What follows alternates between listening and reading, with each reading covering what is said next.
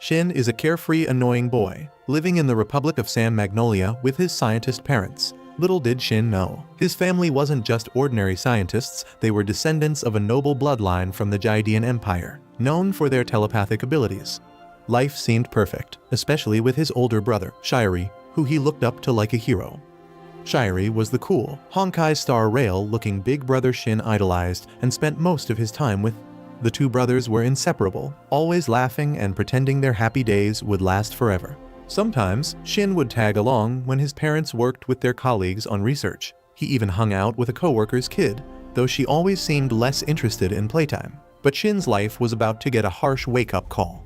Everything changed when the Jaidian Empire declared war on the Republic of San Magnolia, unleashing terrifying, ghost-in-the-shell-style robots called the Legion. The Republic claimed they'd respond with their own automated war machines, promising an ethical battle with no human soldiers involved. Spoiler, that was all a massive lie. Since then, Shin's only friend turned on him, calling him dirty and refusing to play with him. The Republic then divided its land into 85 sectors for the Alba silver-haired, silver-eyed folks who were considered the elite. But behind closed doors, they forced anyone who wasn't Alba enough into the hidden 86th sector, a ghetto where these outcasts were made to pilot the war machines.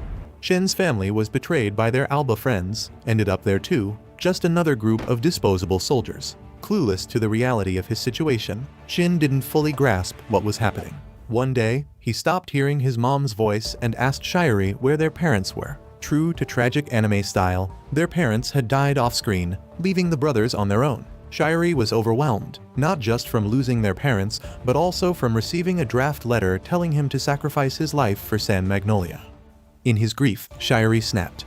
He lashed out at Shin, choking him and blaming him for everything that had happened. Shiri shouted that their parents died protecting Shin, and warned that he would die the same way because San Magnolia doesn't care about people like them.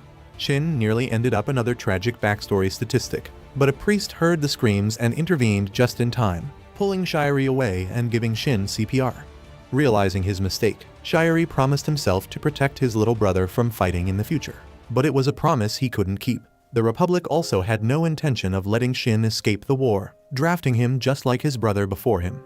Things only got worse when Shin found Shiri's body inside his war machine, decapitated and abandoned on the battlefield. Shin kept fighting in the war and eventually rose to the rank of captain of the Spearhead Squadron, an elite defense unit in the 86th Sector's 1st Combat Ward. They had the best soldiers around, though they didn't stay around for long. Now older and tougher, Shin had grown into the ultimate edgelord of the battlefield. He took his job seriously, so seriously, in fact, that he'd finish off his gravely injured comrades himself, denying the enemy the kill and taking it as his own. After every battle, he'd collect the personal mark tags of the fallen, carving their names into each one to ensure they'd never be forgotten. One day, Shin's squad gets a new handler, a pompous but virtuous Alba girl named Lena, who's just been promoted to oversee Spearhead. She syncs with the squad, introducing herself as their new handler. When she reaches out to Shin, he tells her his personal name, Undertaker. All 86 soldiers had personal names that their handlers used to refer to them. So Shin's squad takes the news of a new handler in stride. Shin, ever the professional, tells Lena he's looking forward to working with her. Earlier, Lena had met with General Karlstall, the one who urgently assigned her to Spearhead. Turns out, the previous handler had resigned, driven mad by Shin's relentless and unnerving intensity. General Karlstall blamed Shin, who had earned a reputation for driving handlers insane, making them quit, or worse, sending themselves straight into the Shadow Realm. They didn't call him Undertaker for nothing. Shin had seen more handlers than most could count, and not many could handle him. After her meeting with the general, Lena went to see her friend Annette, one of the scientists behind the military's para-raid devices, basically Bluetooth headsets on steroids. Lena had big dreams of turning these into something like an Apple Vision Pro, syncing with her unit's hearing and visual senses so she could watch the battle in real time, just like a Twitch livestream. But Annette shut her down, explaining that it wasn't a Call of Duty match, it was war, and the overload could drive her insane. Even the current para-raids were already pushing the limits of what the brain could handle. In the end, Lena had to settle for a voice chat boosted with all the bells and whistles of Discord Nitro. She'd listen to her squad's voices and track the battle through her radar. The next day, the Spearhead squad preps for battle again.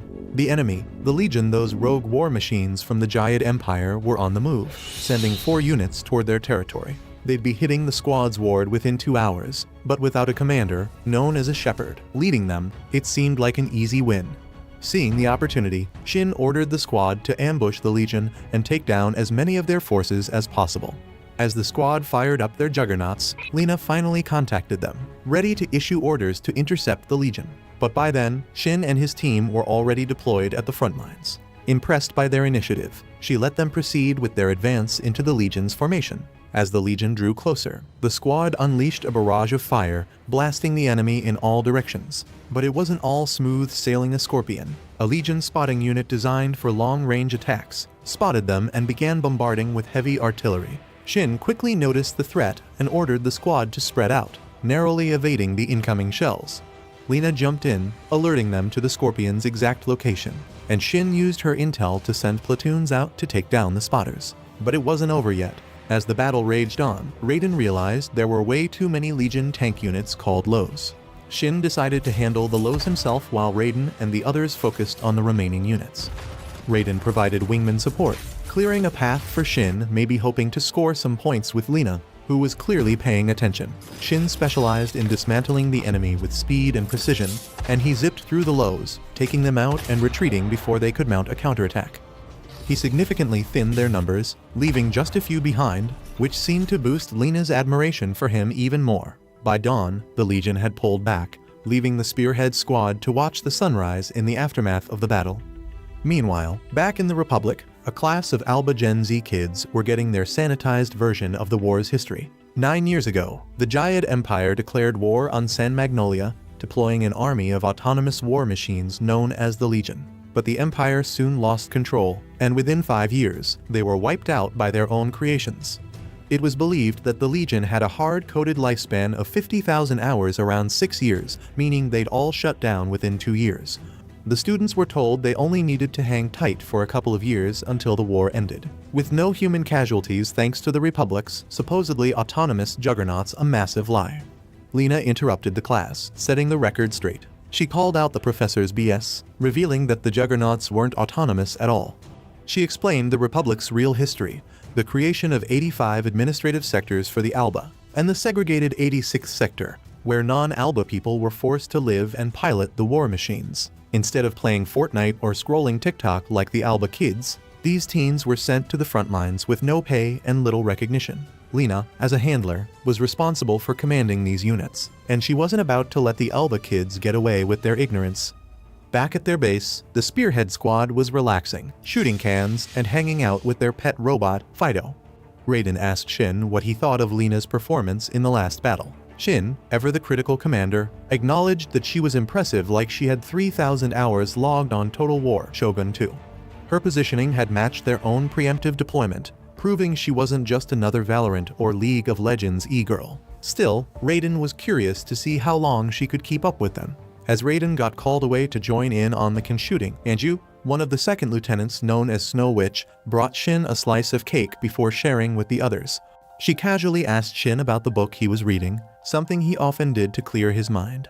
Later, Lina reached out to the squad after a week of silence, a rarity given how most previous handlers couldn't handle the stress of working with Spearhead for long.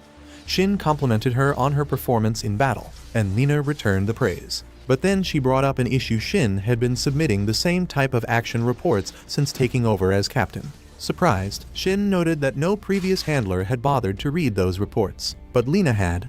When Shin asked why she even cared about the front lines, Lina replied that it was her job as a handler to analyze Legion tactics and formations to help devise countermeasures. She urged him to take the reports seriously, but Shin jokingly claimed he didn't know how to read or write, which sent his squad into fits of laughter. As the squad continued to chat with Lina, she asked about their time in the military and learned that Shin's term was almost up. It was his final year. The squad's mechanic, Lev, called Shin over while Lina asked him about his plans after leaving the army. Shin admitted he hadn't thought about it, and Lina encouraged him to start considering his future. Shin just smiled and agreed. Another day, another call from Lina. She's made it a habit to chat with the squad outside of official duties, almost like an e-date with Shin. This doesn't sit well with Kirina, one of the second lieutenants with the personal name Gunslinger. She storms out of the room in frustration, and another second lieutenant, Daya, known as Black Dog, follows after her. Kirina vents to him about Lina, calling her a white pig because she's an Alba. She's annoyed that Lena is hogging Shin's attention, especially since every day could be their last on the battlefield. She wishes Shin would hurry up and drive Lena away, just like he did with the previous handlers. Daya reminds her that Shin doesn't scare off handlers on purpose, and he certainly wouldn't do it just to appease her grudge against Lena. Plus, she'd never say any of this to Shin's face. Kirina apologizes, but admits she can't stand Lena. Her hatred for the Alba runs deep. Her parents were killed by Alba soldiers who used them as target practice. She believes all Alba are scum she'll never forgive, and with that, she walks away from Daya. Meanwhile, Lena continues chatting with the squad, spending extra time talking to Kai, who seems to be in good spirits despite her dark fate foreshadowed by her personal name. They reminisce about a meteor shower they once saw during a battle, laughing as they joke they'll probably never see another one. Lena mentions she's never seen a meteor shower herself because the city lights are always on, hiding the stars. It's different in the first ward where the 86 are stationed. The nights are dark, but at least they can see the stars.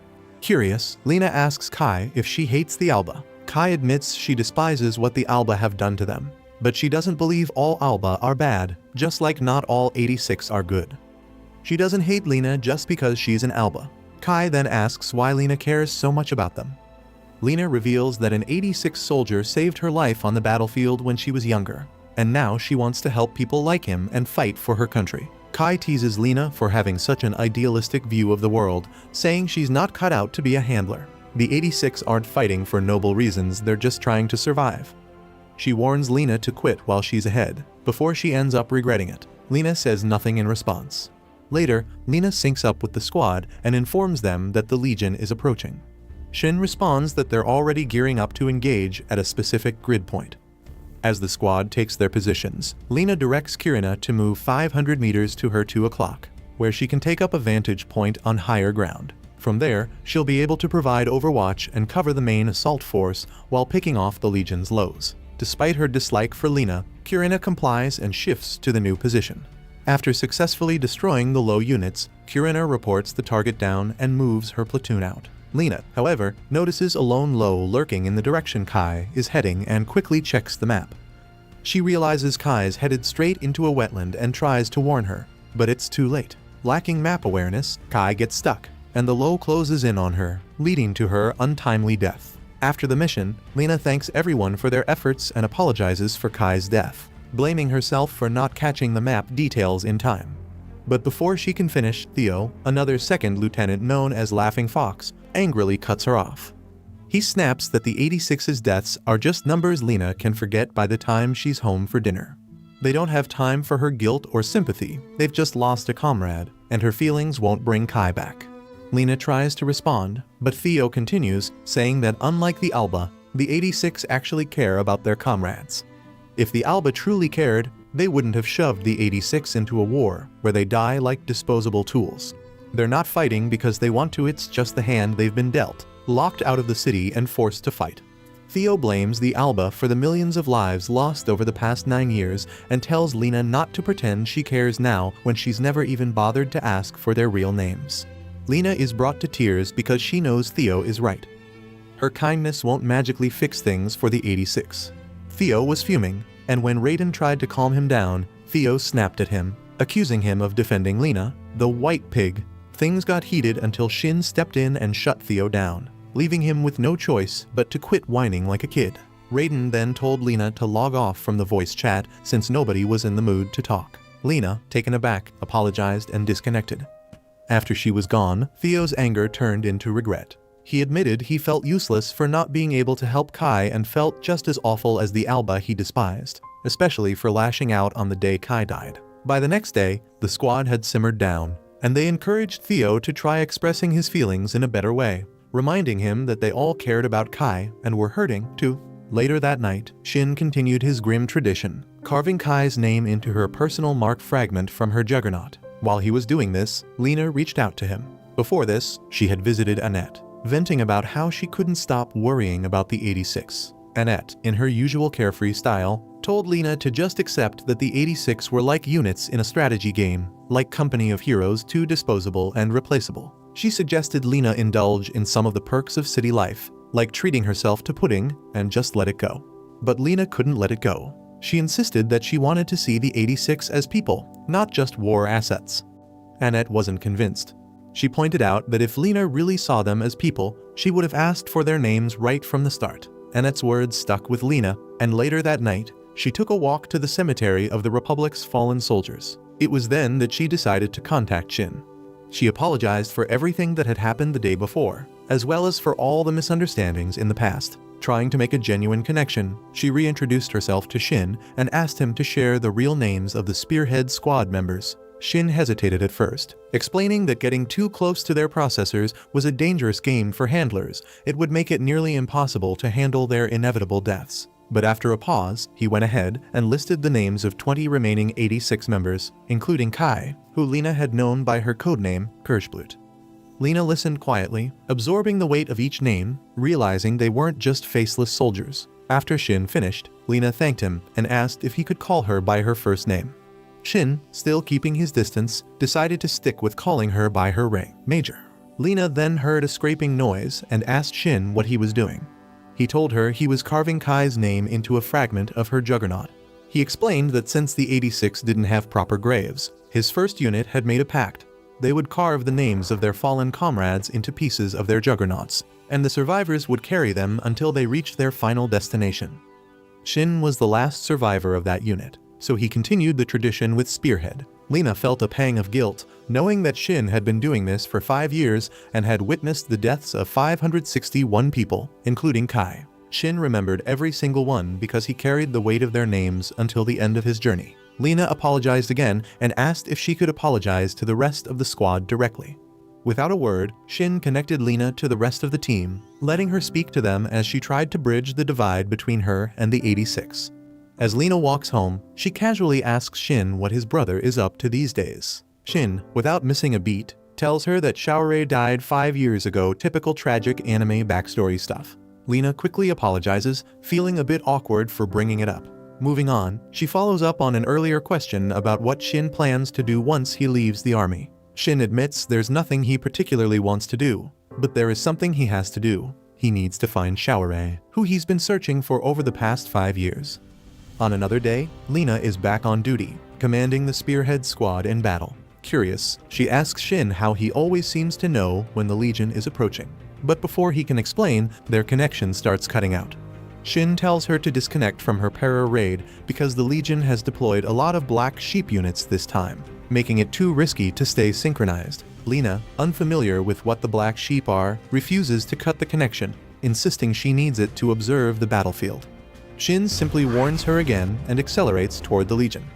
Suddenly, Lena's para-raid is filled with static, but it's not just noise, it's a horrifying mix of voices, screaming and begging for help right before dying. Lena freaks out, overwhelmed by the cacophony of tortured cries. She screams, unable to hear Shin trying to reach her. She finally snaps out of it when she hears Kai's voice, begging not to die. Later, back at home, Lena can't shake the sound of Kai's voice. She sits on her bed, still rattled, and tries to write in her notebook. But when she reaches for her para-raid, the voices hit her again, flooding her senses and distorting everything around her. She panics, begging the voices to stop, until Kai's voice cuts through the chaos, calming her down as everything returns to normal. During that battle, Shin heard the voices too. The reason Lena could hear them was because Shin was live streaming his sensor data through the para-raid, linking their senses. Undeterred, Shin charged into the enemy lines, blasting away at the Legion. Raiden, hearing Lena scream through the para-raid, couldn't help but sympathize. He and the others also hear the voices when synced with Shin. Just as Shin was about to disconnect from Lena, Kai's voice broke through once more. The squad was stunned. Kai's body and juggernaut had been burned, so how was it possible? Somehow, the Legion had taken her and turned her into one of their Grawolf units. Shin quickly identified which Grawolf was Kai and ordered Kirina to take it out. Later, Raiden mentioned to Shin that the squad was feeling lonely since Lena hadn't called them. Smirking, Shin replied that most handlers never sync back after hearing those voices, and walked off. But just then, Lena called Shin again, surprising Raiden that she hadn't quit. Lena apologized for how she acted when she heard the voices and asked Shin what they were. Shin explained they were the voices of the dead still lingering the ghosts of the Legion. Finally, Lena understood how Shin could always sense the Legion's approach. He heard the voices even in his sleep, though he couldn't always pinpoint their exact location. He'd gotten used to it over time. Shin then mentioned that the Republic believed the war would end in 2 years. Lena confirmed this, saying that the Legion's central processing units were modeled after human brains, which would shut down after about 2 years. But Shin pointed out that the Legion could just replace their processing units before they expired, using the resources they scavenged from the battlefield. This included the human brains left behind, which meant the Legion was basically repurposing human minds for their own ranks. Lena was horrified to learn that some Legion units retained the voices and memories of the dead, replaying their final moments, the black sheep hidden among the white sheep. But with the black sheep now more common than ever, Shin grimly predicted that they were going to lose the war. The Legion could endlessly replace their fallen with these units, but the 86 couldn't do the same because they were human. Most of the 86 were already dead, and those who remained were mostly children, who were also being sent to the front lines. It wouldn't be long before they were all wiped out. When that happened, Shin wondered, would the Alba be ready to fight? The Republic was delusional, thinking that every 86 had the same luck as Shin, but reality was far bleaker. Many black sheep could only follow simple commands, but the shepherds could think independently and take charge. Shin could hear them too, and he knew there was one lurking near the first combat ward. He clutched his chest pocket tightly as he spoke. Lena, determined to help, vowed to do everything she could to analyze the enemy and develop strategies to wipe them out before the Legion wiped out the 86. She told Shin that she wanted them all to survive. Shin, acknowledging her resolve, simply said, "Bet," and wished her good night. The war continues, and things are not looking great. One of the processors, known as Burnt Tail, gets cornered by the Legion. She calls out for help from the 6th platoon, but they're too busy dealing with their own mess. Daya, ever the hero, tries to rush over to help her, but before he can get there, a swarm of Legion self-propelled mines latch onto his juggernaut and explode, taking him out of the game for good. With Daya gone, Burnt Tail realizes she's on her own and there's no backup coming. Not wanting to end up as one of the Legion, she gives herself a victory royale by taking her own life, blowing her brains out to avoid being turned into a mindless machine. After the battle, Shin heads over to check on Daya's juggernaut. He radios Lena, asking her to cut her para-raid connection because he doesn't want her to see what comes next. But Lena refuses, insisting that this is the least she can do as their handler. Shin, determined to make sure Daya doesn't become a Legion, pulls out his gun and shoots Daya in the head, destroying his brain. Suddenly, Shin hears Shiri's voice, triggering a painful flashback. In his mind, he's back to the day when Shiri strangled him, blaming Shin for their parents' deaths. The memory of his brother's enraged face haunts him as Shiri's Legion unit approaches. Shin tries to aim his gun at Shiri's unit, but he's paralyzed, unable to pull the trigger, lost in the image of Shiri's anger. Meanwhile, Lena heads to report the 2 casualties to General Karlstall. She requests permission to extend the range of their artillery to provide support for Spearhead from the rear, hoping to reduce future casualties. But Karlstall shuts her down with a flat nope. Instead, he tells her about a new mission for the Spearhead squad. The Republic has confirmed that the Legion has set up a new operational base near the front lines, and he wants Spearhead to eliminate it ASAP. Lena asks if they can get replacements first, but Karlstall brushes her off, saying there's no time to waste. The squad has to act now or they'll regret it later. Frustrated, but with no other choice, Lena agrees to proceed with the mission. Later that night, Lena briefs Spearhead on their new orders. She apologizes for the lack of replacements and jokes that there are no tactical nukes to back them up either. Shin cuts in, saying that they already know about the Legion base and suspects it's a trap. Days later, the Spearhead squad heads out for their mission, fully aware it's a setup. Shin reminds everyone that the base is just a decoy, and they should be ready for ambushers hiding in the surrounding area. The plan is simple: lure the Legion into the open, then have the 4th platoon unleash a barrage of firepower. As the squad begins their attack, things quickly go south. The ambushers reveal themselves, and it turns out they've got a new trick up their sleeves, some kind of unique long-range artillery cannons that start picking off processors left and right. The squad starts losing people fast, and Lena, monitoring the battle, analyzes the weapon's position but can't find a way out of the mess. Panic sets in as she realizes they're getting overwhelmed. In the middle of the chaos, Shin suddenly has a vision of Shiri's face. It startles him at first, but then he breaks into a smile, a disturbing mix of nostalgia and bitterness. Meanwhile, Lena, seeing the tide turning against them, frantically calls off the mission and orders the squad to retreat. She's rattled and vows to get the Spearhead more personnel, promising that Karlstall is planning to send reinforcements soon. But Shin, always the realist, tells her it's all cap. There are no replacements coming. The Republic won't send anyone new until the current squad is completely wiped out. Raiden backs him up, explaining that the Republic has no intention of letting anyone out of the 86th sector. They make empty promises to release them after 5 years of enlistment, but that's just another lie. They're stuck taking back shots from the Legion until every last one of them is dead. Lena doesn't want to believe it, struggling to accept the brutal truth. But Raiden lays it out. The Republic is terrified that if anyone from the 86th sector survives, they'll come back and start a rebellion. So, they keep sending them on suicide missions in the first combat ward, where they're almost guaranteed to die. It finally clicks for Lena. The Republic isn't sending the 86 to the front lines to protect the Alba. They're sending them to die. The realization hits Lena hard, and her voice trembles as she processes the weight of it all. She asks if the Spearhead Squad knew this all along, and they confirm they did. They've known from the start that no one who goes to the battlefield ever comes back. It's been a cruel, open secret among the 86, one they've accepted as part of their grim reality. Shin comes back from collecting his fallen comrades' tags, but there's a problem. He couldn't find one of the Juggernauts and tells Raiden about it. Raiden, trying to keep his friend from spiraling, tells Shin it's not his fault. Shin manages a small smile, but the weight of their losses is clear. A few days pass as the squad waits for new orders to resume their mission. Raiden and Shin discuss the recent casualties, and Shin grimly predicts that the Republic will fall soon. Still, he believes that Lena will put up a fight before that happens. Shin also casually drops that he's found Shirey, which means Shirey's found him too and will be coming for him. For Shin, that's actually good news. He's been searching for Shirey for years.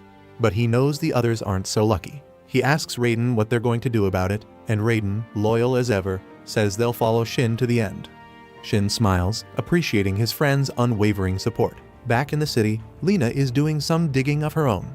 She finds the special orders for Spearhead's mission, and her heart sinks. The target is deep in Legion territory, the mission duration is marked unlimited, and there's zero support, not even a Predator missile to back them up. To make it worse, if they retreat, they'll be immediately destroyed. Lena realizes that everything the squad has been telling her is true. The Republic is sending them on a suicide mission. Upset, she goes to Annette, hoping for some help, but Annette brushes her off, saying there's nothing they can do. Lena, frustrated, snaps at Annette to stop acting like some edgy main character who thinks they're powerless. Annette fires back, telling Lena to stop acting like she's innocent when she's just as guilty. She takes Lena to the window and points at her neighbor's house, revealing that the neighbors were once scientists who worked on her dad's research team. Their families were close, but things changed when the war started because the neighbors were 86. There were 2 boys, one older, one her age, and they used to go to the same school and play together.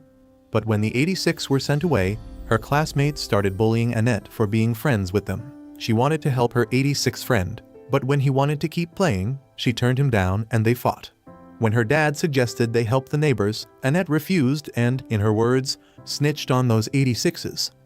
Her dad went along with it, and the next day, their neighbors lost all their social credits and were shipped off to the nearest re-education camp. Annette tries to justify her actions, saying she was just a kid and there was nothing she could do. But Lena's guilt-tripping is hitting her hard now. She accuses Lena of pretending to be the good guy when she's been complicit all along. Annette then takes Lena to an old research room and explains that the neighbors had a strange power. They could share their thoughts and feelings without speaking. She shows Lena the equipment they used to test and experiment on this power. It all started off like a game, but when the military found out, they had Annette's dad develop a communication device that mimicked this ability. The result was the para-raid devices they use now. Annette throws it back at Lena, asking if she knows how many 86 had to die to perfect this technology, trying to flip the guilt back on her. Later, Lena tells Shin to run away so he doesn't die on the mission. But Shin, ever pragmatic, tells her that everyone dies eventually. He insists that he and his comrades aren't going on the mission to die, they're following the path to their true freedom. Plus, he jokes, they've got plot armor, so they'll be fine. Lena, desperate, begs him not to fight, but she knows Shin has to keep moving forward. She can tell he's hurting, even though he laughs coldly whenever he talks about Shirey. Deep down, she doesn't want Shin to fight Shirey, even if he's now part of the Legion. Shin, however, is resolute. Shirey is a shepherd, and there's no way Shin is letting him off easy. He tells Lena there's no need for her to monitor or contact them anymore. He doesn't want her to hear Shirey's last words. This hits Lena hard, and she realizes she's about to lose her Pookie Bear. She collapses by her desk, devastated. Shin tells her that he and the Spearhead Squad are going to buy the Republic some time by taking out one of the Legion's shepherds, and Lena needs to survive until then. The next day, the remaining members of Spearhead Shin, Raiden, and the 3 second lieutenants prepare to leave the First Ward for good. They say their goodbyes to Lev, the mechanic, and the ensigns who are staying behind. Lev, ever the sweet old guy, gives them some farewell treats, and they climb into their juggernauts, taking Fido along for the ride as they head off to face whatever's next. On September 28th, the Spearhead Squad encounters the Black Sheep, and it doesn't take long for Shin to find Shirey. The recognition is mutual. Shirey spots Shin immediately and lets out a furious scream that startles the rest of the squad.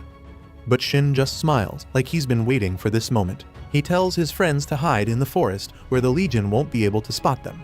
Raiden, worried, asks what Shin plans to do, and Shin casually says he'll catch up with them after he takes care of Shirey. Raiden feels bad, wishing Shin had asked for help, but he decides to hold off the other Legion units while Shin deals with his brother. As the Legion opens fire, Raiden tells Shin to come back safe. Shin finds Shirey's location, and Shirey immediately goes goblin mode, unloading a barrage of fire at him. Shin evades the shots and counters, but his attacks barely scratch Shirey's unit, the Dinosauria, which is way stronger than the usual Legion units. This has Shin worried, but he refuses to back down. Another nearby Legion unit tries to attack Shin, but Shirey destroys it first. He wants Shin all to himself. Shin laughs, feeling the same way about Shirey. This is personal, just the two of them. Meanwhile, the rest of the squad is still fighting, but things are getting tense. Theo runs out of ammo and calls for cover while he reloads, which has everyone worried they might run out soon. Suddenly, Lena contacts Raiden and asks to use his left eye. Moments later, artillery shells start dropping, taking out some of the Legion. Lena had accessed Raiden's visual feed to pinpoint the targets and offer fire support, apologizing for her late arrival. Raiden, however, is pissed because using his eye for shared visual data like that is risky. It can cause blindness in handlers. But Lena doesn't care. Blindness isn't instant, and she's fed up with the Republic's nonsense. If they won't listen to reason, she'll do whatever it takes to support the squad.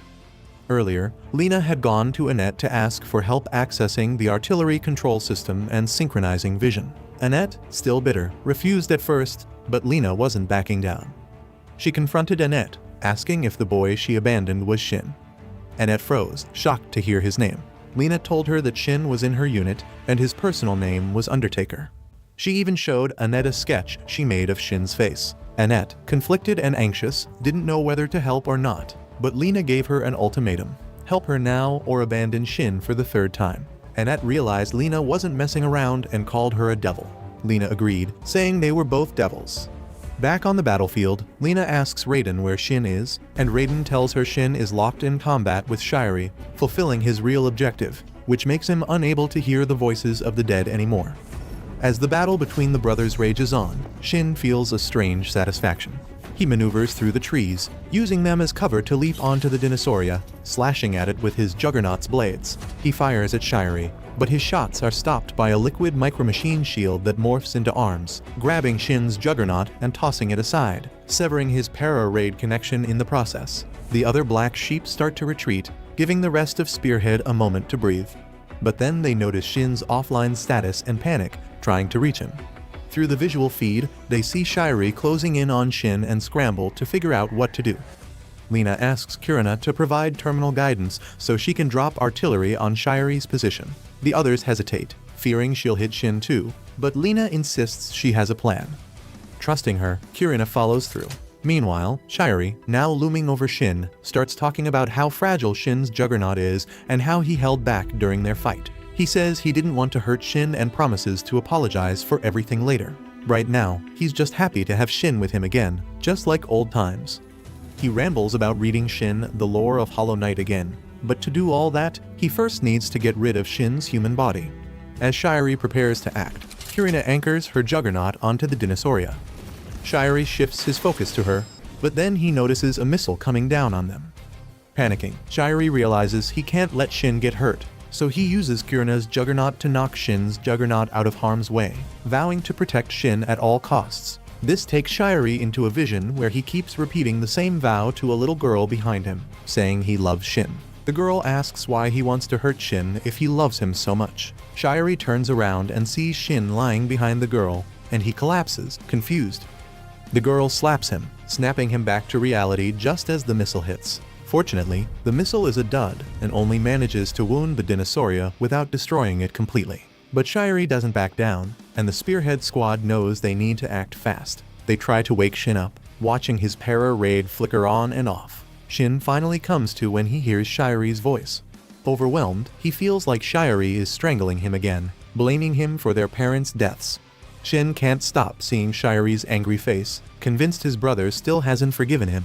Lena's voice cuts through, telling Shin it's time to put Shirey to rest. Shin pulls himself together, firing up his Juggernaut one last time.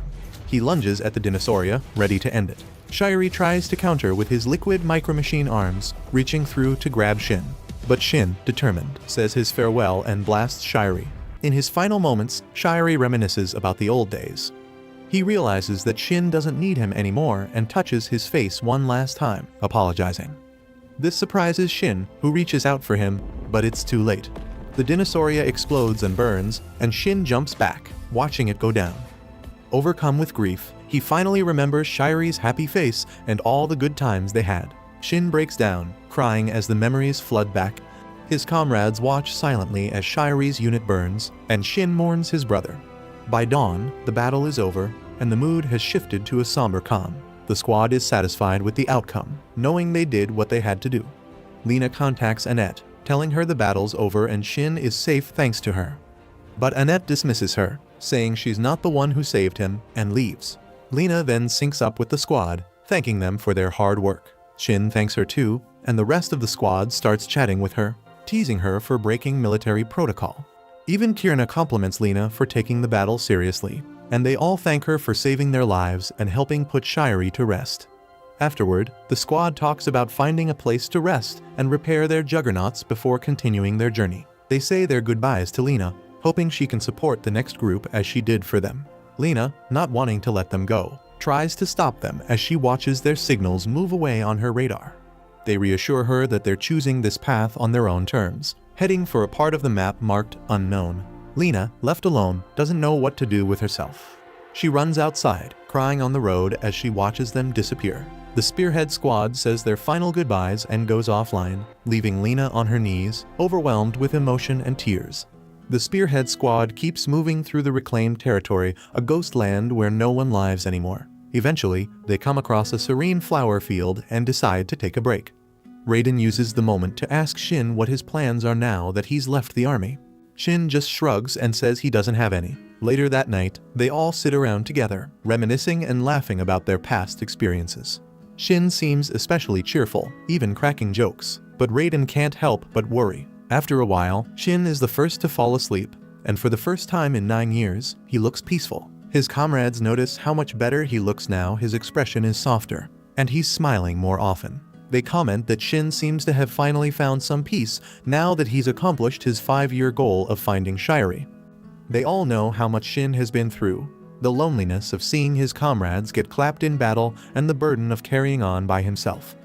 But getting close to Lena and having the chance to say goodbye while she's still alive seems to have lightened that load. Raiden quietly mentions that it's like Shin finally feels free, but it also makes him worry. Shin has been defined by his mission for so long that now Raiden wonders if Shin has anything left to keep him going. On the morning of October 14th, Shin wakes up earlier than the others and slips away quietly. When the squad wakes up and realizes Shin is gone, they start to worry. They spread out, searching for him, and eventually find him a bit later, standing in front of a Legion unit that's just sitting there, seemingly inactive. Raiden panics and rushes to get between Shin and the Legion, asking what the hell he's doing. Shin calmly explains that the Legion unit is injured and isn't a threat. He tells Raiden that he heard it calling out to him since the previous day. From the voice, Shin realizes that it used to be one of the 86 before it was taken by the Legion. As he steps closer, Shin tells Raiden that the Legion is saying it wants to go home. He pulls out his gun, ready to send it off with a headshot. The next day, the Spearhead Squad continues their journey, but it's clear their gear is struggling. One of the Juggernauts is hooked up to one of Fido's wagons, and the other machines look too beat up to keep going, Fido included. As they make their way along the bottom of a cliff, they take it slow, keeping an eye out for any threats. After a while, Shin gets bored and asks Anju, who's piloting the Juggernaut, if they can switch places because he didn't bring anything to read and needs something to do. Once they've swapped spots, Shin makes a sudden move. He cuts the lines connecting the Juggernaut to the wagon carrying the rest of the squad. He slams into the cliffside, triggering a rock slide that blocks the path between him and his friends. Raiden, pissed and panicking, jumps off the wagon and tries to chase after Shin, but the rocks make it impossible. Through the para-raid, Shin tells them there's a Legion unit ahead that they won't be able to avoid, no matter what they do. He plans to take it on himself, telling them to hide in the forest where the Legion can't find them. If they keep pushing forward, they should eventually get away. His friends are furious, but there's nothing they can do in that moment to stop him. Later that night, Shin engages the Legion. He's quick and accurate, darting through the enemy lines, but his attacks barely make a dent in the Legion's lows. The lows start to retreat, and Shin quickly realizes they're setting up for an ultra-long-range cannon strike. Though the cannon misses a direct hit, the shockwave sends Shin's Juggernaut crashing to the ground. Meanwhile, the rest of the Spearhead squad refuses to sit idle and decides to go after Shin together. Shin gets back on his feet, but suddenly has a vision of the Shepherd commanding the unit. The Shepherd, in a cold, eerie voice, declares he'll clap anyone who dares threaten the princess. Shin is hit with a flood of memories from the Shepherd's past, showing how he was assimilated into the Legion during the war. The Shepherd keeps firing, blasting cannon shots one after another, even taking out some of his own lows in the process. Shin tries to get up, but his Juggernaut is badly damaged. Immobilized, he panics when he sees a low approaching. The thought of becoming a part of the Legion terrifies him, and he resolves to go out on his own terms. But just as he prepares to end it, his friends arrive, guns blazing, trying to divert the Low's attention. Hearing their voices gives Shin a moment of relief, but he knows they're outmatched. As the firefight continues, a Low manages to crack open Shin's Juggernaut hatch, and self-propelled mines start to swarm the area.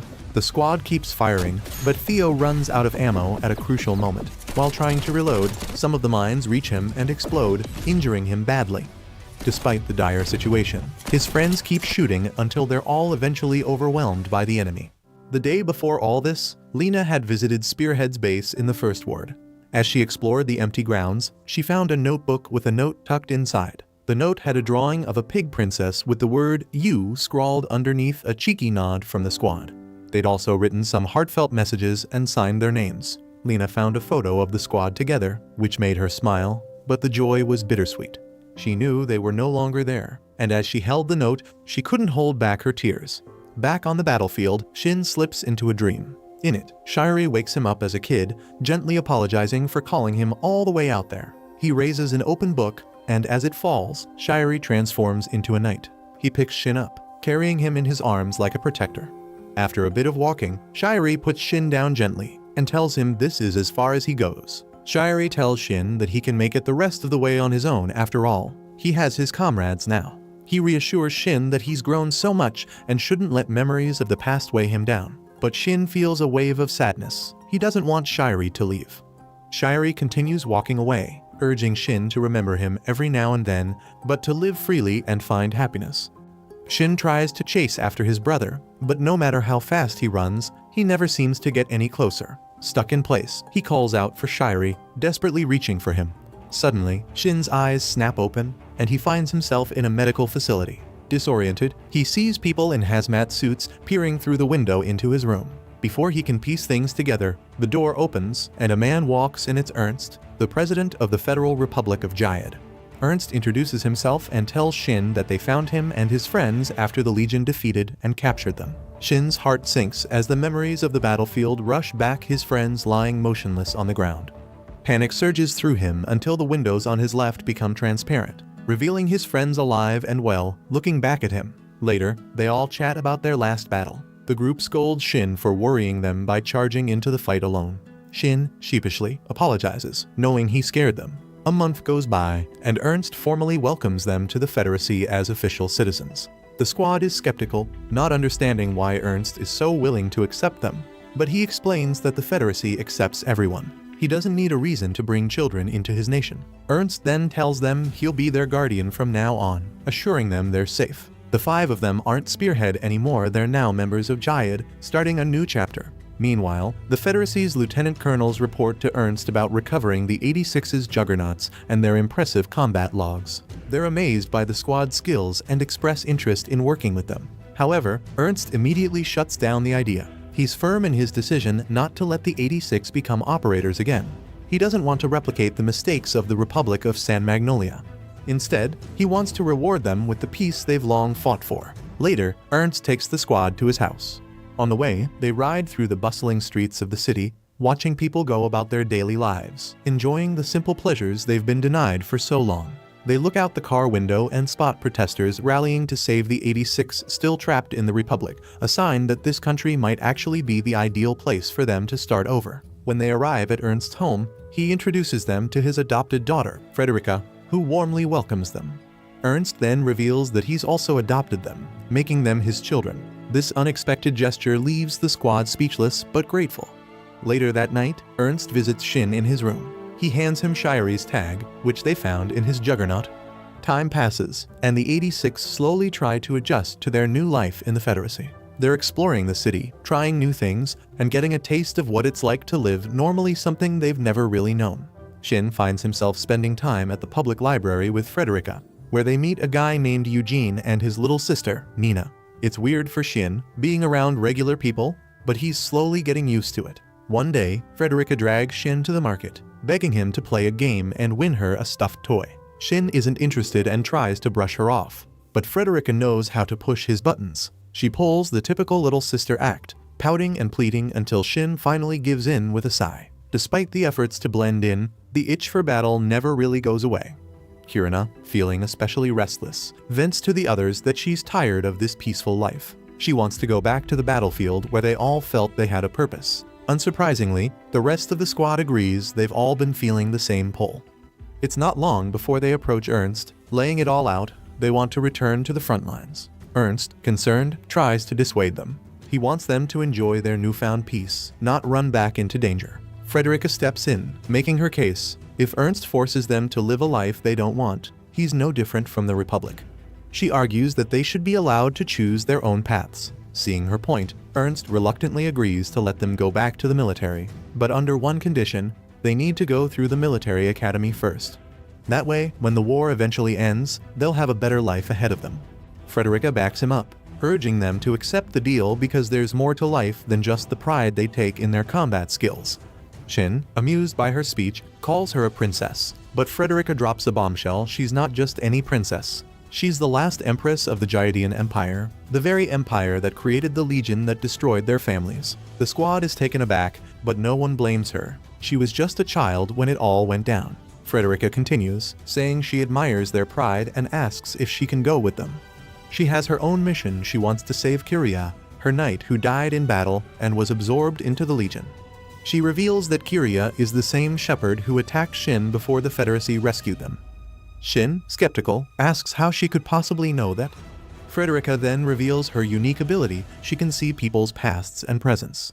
After enrolling at the military academy, Shin starts teaming up with Eugene during tactical practice sessions. For these drills, they're using new war machines called Vanagander, which are a bit different from the juggernauts they're used to. During one session, things take an unexpected turn. Marcel, operating another Vanagander, loses control, and his machine starts slipping towards Shin's Vanagander. Acting quickly, Shin pulls off a risky but impressive maneuver, dodging the incoming machine just in time to avoid a collision. It's a close call, and while it prevents an accident, it lands Shin, Eugene, and the other pair in hot water with the general. The group gets a solid scolding, but Shin ends up being praised for his quick reflexes that saved them from a crash. Not exactly how they wanted to end practice, but at least they're learning. Later, Lieutenant Gret, the commander of the Nordlicht squadron, invites Shin and his friends on a little outing to a nearby reclaimed territory. When they arrive, they're surprised to find a memorial site dedicated to their fallen comrades.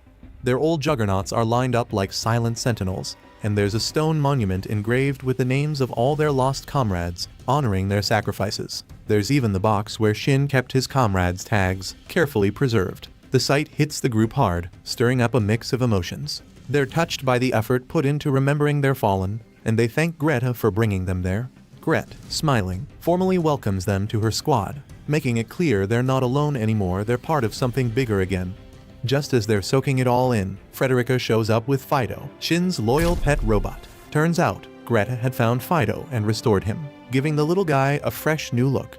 Shin is floored. He never thought he'd see Fido again, let alone have him back in working order. Fido, as cheerful as ever, immediately recognizes Shin and bounds over to him, practically vibrating with joy. Shin can't help but smile as he reconnects with his old companion. Later that night, Frederica sneaks into Shin's room for a chat. She tells him he reminds her a lot of Kiria, her old knight. She describes Kiria as a member of the Nuzan clan, just like Shin, who looked similar to him. He was serious all the time but never got upset with her, no matter how much she teased him. To give Shin a clearer picture, she even sketches a drawing of Kiria and shows it to him. Frederica adds that Kiria was a stickler for rules, always playing by the book, so if he were still alive, he and Shin probably wouldn't get along very well. Shin makes them some coffee and, curious about Kiria's past, asks why Kiria joined the Legion. Frederica takes a moment before explaining. After the Empire attacked the Republic, the Federacy was formed to rise up against the Empire. In response, the Empire retreated to a fortress near one of their borders, trying to hold their ground, but the Federacy caught up to them, and it turned into a bloodbath. Lots of people died. Kiria was caught in the middle of it all, fighting desperately to protect Frederica. The constant loss around him took a toll, and he eventually went insane watching everyone he knew die. With nothing left, he devoted his life to Frederica. However, things went south when the fortress fell. Ernst stepped in and took Frederica, hiding her away to keep her safe. To cover her escape, he lied and said she had died, even presenting her imperial mantle as proof. When Kiria saw the mantle, he was shattered, truly believing that Frederica was gone. Devastated, and with no will to run, he just stood there when the Legion came to scavenge the area, allowing them to take him. That's how he became a part of the Legion, a monster, and Frederica blames herself for it. She looks Shin in the eye and tells him that if things ever get too dangerous, he needs to run. She's scared he'll end up like Kiria, lost to the Legion, and she doesn't want to lose him too. Frederica tells Shin that he has a future worth protecting, something she knows he hasn't really thought about yet. She doesn't want him to throw it away. A few days later, Shin wakes Raiden up with a serious look on his face and tells him that the Legion is on the move. They quickly discuss the numbers and assess the situation on their fronts. Shin admits he's used to hearing the voices of the Black Sheep, but this time it feels way worse. He asks Raiden not to sync up with him this time, and Raiden gets it something's different, and it's better not to risk it. Greta, monitoring the situation, checks her radar and sees the Western Front, which is guarded by a neighboring nation. It's a mess. Their forces are getting wiped out, and the same thing is happening across other allied nations. Everyone's trying to pull their forces together, but it's looking dicey whether they'll be able to hold the line. Shin contacts Gret, who immediately asks for his status and whether the squad is ready to sortie. Shin confirms they're all set, which catches Gret off guard. She hadn't even given the order yet. Impressed, she tells them to hold the front line until the other units can get into position. Shin smiles and gives her a confident nod, ready to jump into action. The Nordlicht squadron heads out and teams up with another squad struggling to hold back the Legion. Shin quickly orders the allied squad to withdraw and regroup, saying they'll buy them some time. With their upgraded Regenleif's new war machines designed by Gretti's team, the Nordlicht squad is a force to be reckoned with. These improved machines let them pinpoint the rear Legion units and fire off multiple missiles at once. They can even scope out targets for long-range attacks, giving them a huge tactical advantage. Theo, ever the sharpshooter, uses the fallen structures to his advantage, maneuvering through the wreckage and sniping enemies from above. As the Nordlicht squad pushes forward, an allied unit arrives and asks them to hold their fire. The combat commander thanks Shin and his team for holding the line until the rest of the units could join the fight. He suggests they fall back and resupply, but Shin warns him that what they faced was just the vanguard. The main force of the Legion is on its way. If they pull back now, their entire combat zone will collapse. Instead, Shin proposes that the Nordlicht squad intercept the main wave and disrupt their advance. Without missing a beat, he orders his squad to follow him. They soon reach the main Legion formation and immediately open fire, unleashing a barrage of rounds to disrupt the enemy's advance. The battle intensifies as the Legion's main force arrives, and it's a chaotic clash of firepower.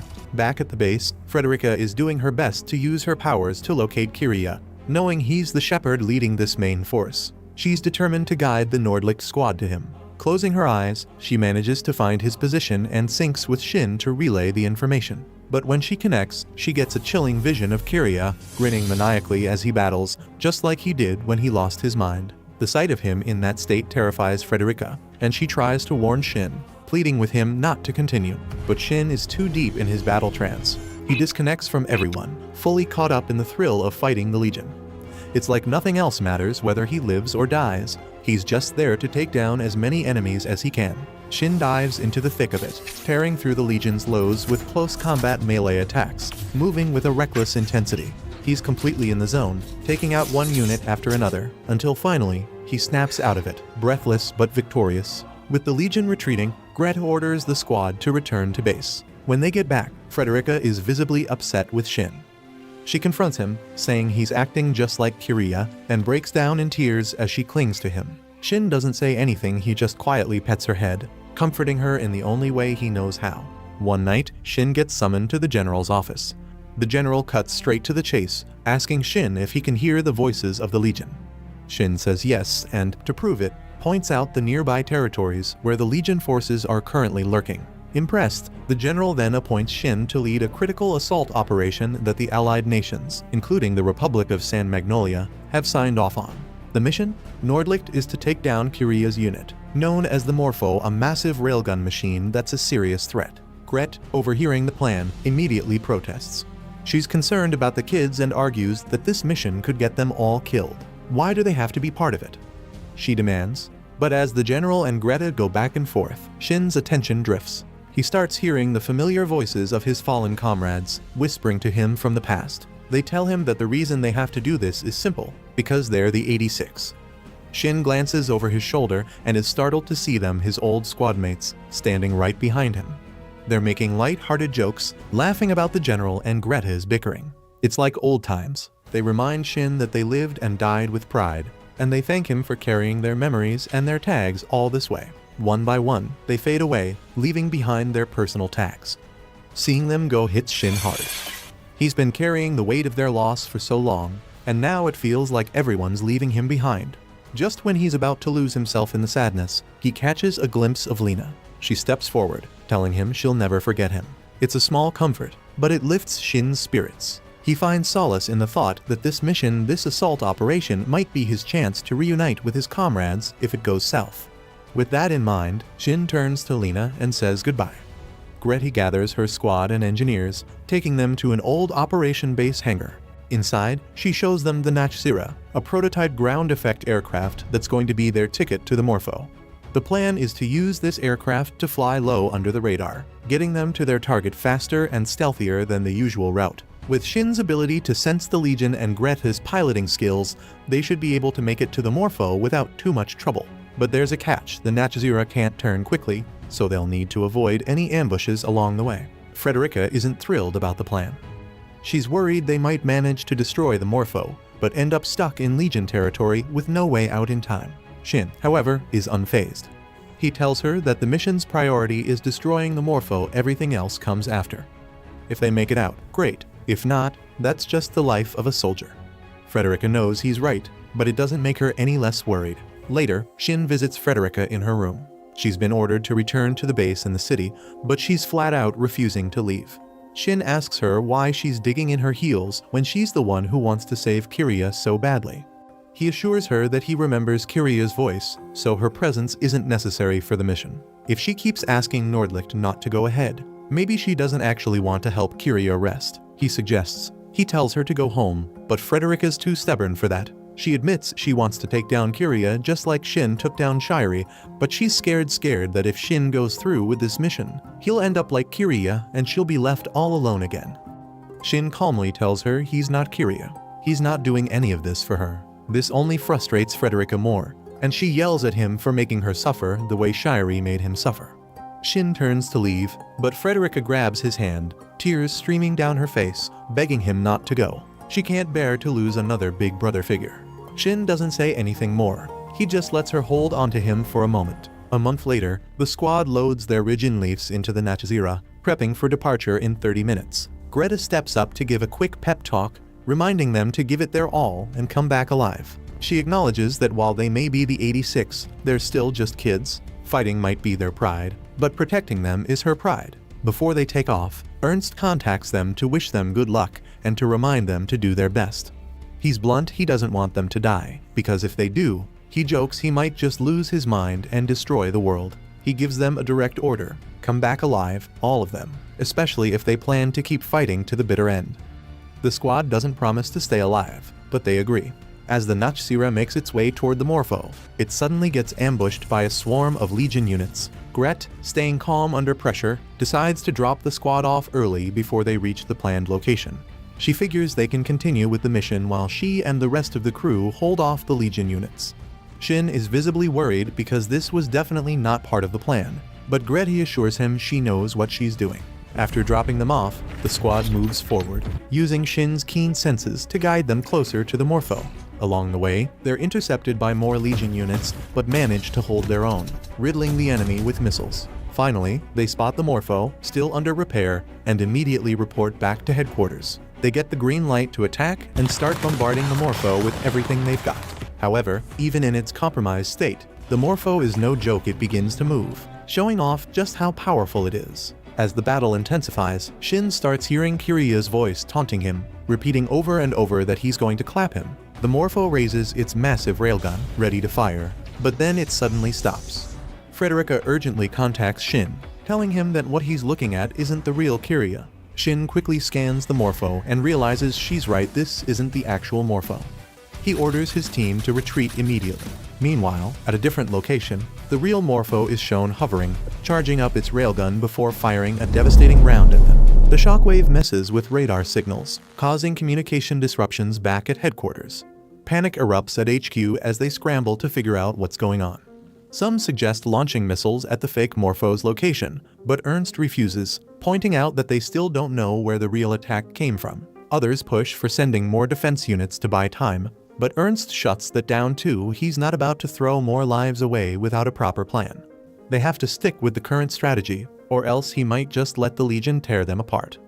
After a tense wait, the signals return, and they realize the assault team is still alive. Much to Ernst's relief, Shin relays to his friends that the real Morpho is in a different location, and they quickly adjust their plan, moving out immediately. As they approach the real Morpho, they unleash a relentless barrage, but the Morphos got a force field up, blocking their attacks. Still, they keep firing, determined to break through. Kiria, meanwhile, reports to another shepherd named No Face, explaining that the Morpho had been in hibernate mode to avoid detection. He believes he's successfully lured Shin into a trap and destroyed him. No Face, satisfied, instructs Kiria to change locations. But just then, Kiria notices Shin is still alive, dodging and firing back with precision. Realizing Shin is still in the fight, Kiria decides to engage him directly. As Shin hears Kiria's voice, he gets lost in it, fully immersed and unable to hear his comrades calling out to him. No Face, watching from a distance, orders Kiria to retreat, warning that the Nordlicht squad has the upper hand. He forbids Kiria from continuing the fight, but Kiria, too caught up in his vendetta, can't stand the idea of backing down. He's ready to face Shin, who charges at him with a calm, almost unnerving smile. But eventually, Kiria pulls back, leaving Shin momentarily disoriented. As Shin watches the Morpho retreat, he finally snaps out of it and hears his squad's frantic calls. They're being overwhelmed by Legion units tracking back to their location. Shin quickly orders the squad to follow the Morpho, but the others hesitate, wanting to wait for backup. Shin, being stubborn as usual, refuses to wait, so the team ends up splitting in half. The former 86 members continue tailing the Morpho, while the others stay back to handle the Legion. The next day, Kiria is lost in thought, reflecting on Shin's personal mark, recognizing it as one from the Nuzin clan. He feels a twisted connection to Shin, believing that they both belong on the battlefield. But when he sees a red flag waving reminding him of Frederica's red mantle, anger flares up inside him. He remembers the close bond they shared and vows to take everything away from Shin, out of spite. Meanwhile, Shin receives a call from a lieutenant colonel who warns him that if they keep chasing the Morpho, they'll be out of range for any air support or reinforcements. Shin, undeterred, says it's fine, he doesn't want to pull back now because if they don't take out the Morpho, it'll just return. The lieutenant colonel reluctantly lets Shin do what he wants. Not long after, the squad discovers that Frederica has followed them to the battlefield by sneaking inside Fido. They're immediately angry at her for putting herself in danger, but she turns it around, lecturing them about their reckless willingness to die in battle. She reminds them that returning home was a direct order they were given, and it's one they need to follow.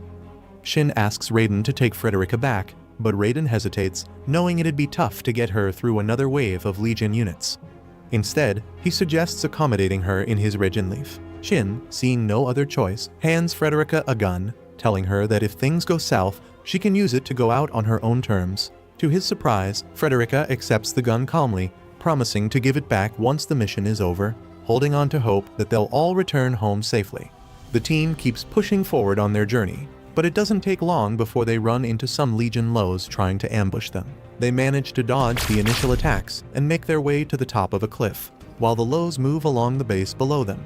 Shin updates the squad on the distance between them and the Morpho, which has suddenly stopped moving. He tells them this is their chance to close the gap while it's stationary. Just as they're about to move, the lows below spot them and start firing. Anju gets hit and tumbles off the cliff. Luckily, she doesn't take any serious damage, but she ends up stuck in a ditch. She tells the others to keep going while she holds off some of the lows. The rest of the squad pushes forward, but they quickly run into another Legion unit blocking their path. This time, Theo stays back to handle the threat, allowing the others to move ahead. Meanwhile, Kiria is watching them on his radar, puzzled by why they keep splitting up, but impressed that they've managed to find him. He taps into the Legion's wide area network and sets a firing schedule for his unit. Warning them that all communications will be cut off until the firing schedule is complete. He doesn't want any interruptions while he goes after Shin. Frederica, sensing danger, yells at the team to dodge just as Kiria fires around at them. Kirina finds a good vantage point and starts firing back, trying to buy Shin and Raiden some time to press on. Annoyed by her interference, Kiria shoots at Kirina. Shin and Raiden start to worry that she might have been taken out. It's not long before Shin and Raiden are under heavy fire as well. Frederica and Raiden both get hit, with Raiden's Regen Leaf taking damage to one of its legs. Shin quickly tells Frederica to get into Fido, and Fido follows him while Raiden, injured, holds his position. Shin tells Raiden not to die, and Raiden just nods, doing his best to keep it together. Shin then instructs Fido to stop and hide with Frederica inside. He makes it clear that if they all get wiped out, Fido has to return to the Federacy. Frederica protests, wanting to speak to Kiria directly, but Shin insists that if she really wants to save Kiria, she has to survive. His words calm her down, and she agrees. Finally, Shin reaches the Morpho, and Kiria is practically giddy at the prospect of tearing him apart. As their battle kicks off, Shin's adrenaline spikes, and he goes full berserker mode. Kiria unleashes a barrage of shots, but Shin evades them all at lightning speed, impressing even Kiria. Shin quickly realizes that his attacks aren't doing much damage, so he decides to close in for a more direct assault. He thinks about how much he enjoys fighting, how it makes him forget everything else. Shin manages to close the distance and lands a strike on the Morpho. Meanwhile, Frederica, using her powers, decides to watch the battle unfold. She sees that Shin is trying to push the Morpho to its limits, hoping to make it overheat. Kiria, sensing what Shin is doing, gets annoyed but also impressed by Shin's strategy. In a twisted way, Kiria fantasizes about fighting alongside Shin and conquering the world together, but he knows Shin is too strong for that to ever happen. Frederica recalls Eugene once saying that Shin always has a trick up his sleeve, but she also knows that Kiria is no slouch. He's got his own tricks, especially in close combat. Just as she tries to warn Shin, he snaps back to reality when he sees the Morpho's sudden attempt to strike. Shin narrowly dodges, only to land right in front of a multi-barrel cannon. The cannon fires at him, but Raiden arrives just in time, shooting the cannon away from Shin. Kiria, seeing Raiden's interference, targets him next. Shin realizes that they're in deep trouble when his magazine runs dry. He radios HQ, reporting that everyone else has been clapped, and he's the last one standing. The Morpho is still operational, looming over him. Memories of his fallen comrades and Lena's words flood his mind, and he can't shake the feeling that they were saying their final goodbyes. Resigned but determined, Shin charges the Morpho, ready to meet his end, but just when he expects the worst. Backup arrives missiles bombard the Morpho from all sides, catching Kiria off guard. Kiria deploys the Morpho's wings to shield it from the onslaught, driving Shin back a bit. More missiles rain down, setting the Morpho on fire. Kiria, furious, is desperate to clap Shin no matter what. But suddenly, he has a vision of Frederica standing in front of Shin's Regen Leaf. She confronts him, asking why he's so fixated on destroying someone he's never even met, especially someone from his own clan. Kiria, tormented, tells her that all he has left is this urge. It's all that keeps him going because he believes Frederica is gone too. Driven by his anger, Kiria claws at what he thinks is Shin's Regenleaf until Frederica fires Shin's gun, snapping him back to reality. He's momentarily relieved to see Frederica alive, but his rage quickly returns, convinced Shin has taken her hostage. Frederica, in a desperate move, steps out of hiding and tries to stop him. She points the gun to her head, pleading with Kiria to save her. Kiria cries out, begging her not to do it, reaching out to her in panic. Seizing the opportunity, Shin charges at Kiria.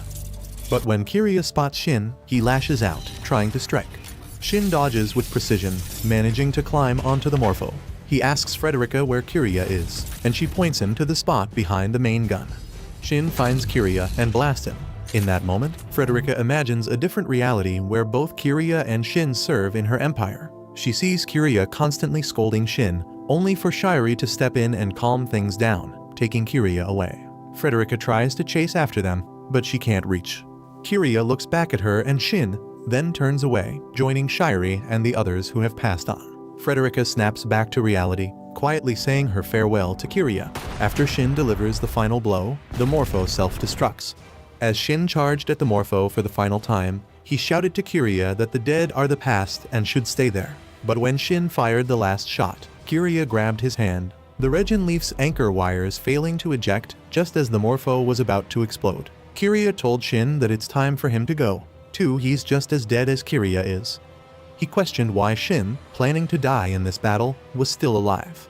Even as Kiria let go of Shin's hand, Shin clung on, not wanting to let go. Kiria pushed Shin's hand away just as the Morpho erupted in flames. Shin made it out alive but passed out, slipping into a flashback of when Shiri had strangled him. He looked at Shiri's tag, hearing his brother telling him to let go, but Shin refused. He saw a vision of his fallen 86 comrades, thanking him for carrying them all this way. But then, there was another voice, one that kept telling him he has nothing left, no one who would miss him. It said he had no reason to live and was only kept alive to kill the Morpho. Shiri's voice cut through, telling Shin to be happy, but Shin snapped, screaming that Shiri doesn't get to tell him what to do after leaving him behind. He wondered why everyone around him keeps leaving him behind. Suddenly, Shin found himself at the 86 memorial site. The negative voice echoed in his mind, telling him he'd found his place to die. Shin knelt in front of the site, staring at the knife he used to carve the tags and at Shiri's tag. In the distance, he saw his friends and Frederica walking towards him. They offered to help him carry his burden, but as Shin reached out to them, his hand got cut off, and Raiden told him that they've left him behind too. Their images faded, and Shin begged them to wait, but they disappeared. He woke up in his Regenleaf, his hand still reaching for the sky. As the Morpho continued to burn, Shin realized his friends were still offline. He spotted Shiri's tag near his leg and tried to reach it, but his safety belt held him back. Frustrated, he screamed in defeat. Just then, a nearby Legion unit approached, taunting him for thinking it was over. Remembering the pain of running after Shiri, Shin begged the Legion unit to kill him so he could finally reunite with his brother. But before the unit could strike, it was taken out by someone else. Lina appeared, running toward Shin's Regenleaf to check on him. They exchanged brief words, and Shin informed her that his unit was behind him. He urged her to come with him so that his force could protect her, but Lina refused, saying she needed to stay and fight for her country. Shin, puzzled, asked her why she keeps fighting. Was she trying to die? Just then, Cyclops, the captain of Lina's new unit, arrived to check on her, and their synchronization unintentionally linked to Shin's device. Shin realized with surprise that she was his former major. After her talk with Cyclops, Lina told Shin that she refuses to stop fighting just because the odds aren't in her favor. She has people she wants to reach, people who inspired her, the 86. Walking closer, Lina formally introduced herself to Shin. He finally recognized her and whispered, "Major," which caught Lina off guard. He quickly cut off his device and asked why she's still fighting for people who are already gone. Lina replied that they taught her the true nature of the Legion, which is why she's still alive. If they helped her survive, it's because they want to see her again, and she intends to keep surviving until that happens. She pulled out the note and picture they had left for her and showed them to Shin, telling him she wants to take the 86 beyond the battlefield. Seeing the photo of his squad, Shin smiled. Lina told him that he should be proud of himself for fighting until the end. Overwhelmed, Shin began to cry, calling out to his major as he tried to open his Regenleaf's hatch to meet her face to face. but he stopped when he noticed the Legion's Eintagsfliege units flying nearby, heading towards the Republic. Cyclops rushed over to warn Lena, but just in time, more reinforcements arrived and shot down the Eintagsflieges. Cyclops spotted Shin's personal mark, realizing he was alive, but held back from telling Lena, remembering that she had never met Shin in person. Greta contacted Shin, congratulating him on completing the mission and revealing that the other 86 had survived as well. They quickly synced with Shin, relieved to hear his voice. They told him they were worried since he hadn't moved after the explosion. Shin, flooded with emotions, listened to his friends' voices, feeling a wave of relief wash over him. Raiden assured him that the entire Nordlicht squadron had made it no one was left behind this time. Shin couldn't help but smile. Ernst also reached out, telling Shin he was worried about his son, making Shin chuckle. Ernst said he was considering a rescue operation to save the remaining 86 in the Republic and offered Shin and his friends the option to return. But Shin declined, saying they would stay in Jayad. He didn't care to save the Republic, but there were people he still wanted to protect. Ernst told him to come home and rest while Lena and her soldiers were escorted back to their base. Shin agreed. Frederica showed up, and Ernst told her she'd be facing consequences for her actions when she got home. Shin, surprised she had survived the Morpho's explosion, listened as Frederica explained that Kyria had protected her in his final moments. She apologized for not having Shin's gun anymore, but Shin assured her that it didn't matter. As Lena and Cyclops boarded an aircraft to head home, Frederica teased Shin about talking to Lena. Shin had never told Frederica about Lena, but with her powers, she had overheard everything. She suggested that meeting Lena in person should be Shin's new goal. Once the war is truly over, Lena is following the path Shin paved, and Shin should be there to meet her at the end. Shin just smiled at the thought. Back at the base, Greta played a recording of Lena and Shin's conversation, playfully teasing him about it. A year later, Lena makes her way to Jayad to meet with Ernst. He takes her to the 86 Memorial Site, a place that holds deep significance for her. Standing before the memorial, Lena quietly pays her respects to the fallen 86 who fought for the Republic, vowing once again to never forget them or the promise she made. She reflects on the sacrifices they made and reaffirms her commitment to honor their memory by fighting on. Afterward, Ernst leads Lena to meet the 5 members of the 86. She once commanded the very squad she's been trying to reach for so long. As they come into view, Lena's breath catches. She's finally face to face with the people she's admired from afar. Shin steps forward, standing tall, and introduces himself as the former captain of her unit, Undertaker.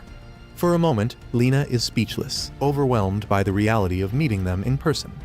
Seeing Shin in front of her, Lena can't hold back her tears. All the emotions she's bottled up spill over, and she cries, realizing that she's finally caught up to the people she looks up to. Shin and the others watch as she lets it all out, their expressions softening at the sight of their former handler now standing as their equal. Lena wipes her tears and smiles, knowing that from this moment on, she will fight alongside them, just like she's always wanted. Watch this next video. See you on the next one.